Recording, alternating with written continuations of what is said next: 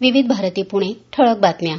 पंतप्रधान नरेंद्र मोदी यांनी Qatar, France, Malaysia, Oman आणि जॉर्डनच्या नेत्यांशी नुकतीच चर्चा केली. सर्व देशांनी पश्चिम आशियातला तणाव लवकर निवळण्याच्या गरजेवर भर दिला आणि संवाद तसंच मुत्सद्देगिरीच्या मार्गाकडे परतण्याची गरज अधोरेखित केली.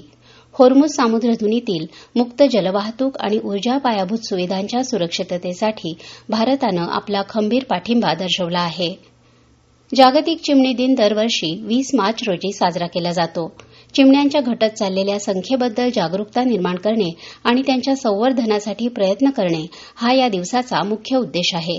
वृक्षबीज प्रसार करण्यात आणि कीटकांच्या संख्येवर नियंत्रण ठेवण्यात चिमण्यांसह पक्ष्यांचा सर्वात मोठा वाटा असतो. बुलढाणा जिल्ह्यातील निसर्ग पर्यावरण अभ्यासक आणि पक्षीमित्र प्राध्यापक संजय गुरव गेल्या 20 वर्षांपासून चिवताई घरकुल योजनेच्या माध्यमातून चिमणी संवर्धनाकरता प्रयत्न करत आहेत.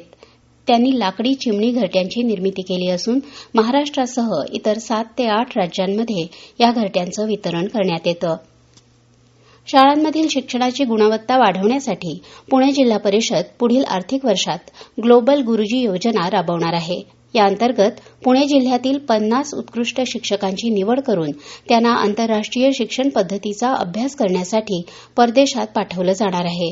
उत्कृष्ट काम करणाऱ्या शिक्षकांचा गौरव करणे, त्यांना जागतिक स्तरावरील शिक्षण प्रणालीचा अनुभव देणे तसंच जिल्हा परिषद शाळांमधील विद्यार्थ्यांच्या शिकण्याच्या गुणवत्तेत सुधारणा घडवून आणणे हा या उपक्रमाचा मुख्य उद्देश आहे, असं पुणे जिल्हा परिषदेचे मुख्य कार्यकारी अधिकारी गजानन पाटील यांनी सांगितलं.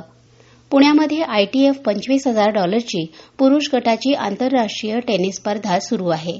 भारताचे शशीकुमार मुकुंद आणि सिद्धार्थ रावत यांनी काल एकेरीच्या लढतीत आपापल्या प्रतिस्पर्ध्यांवर मात करत उपांत्यपूर्व फेरीत धडक मारली. या होत्या आतापर्यंतच्या ठळक बातम्या.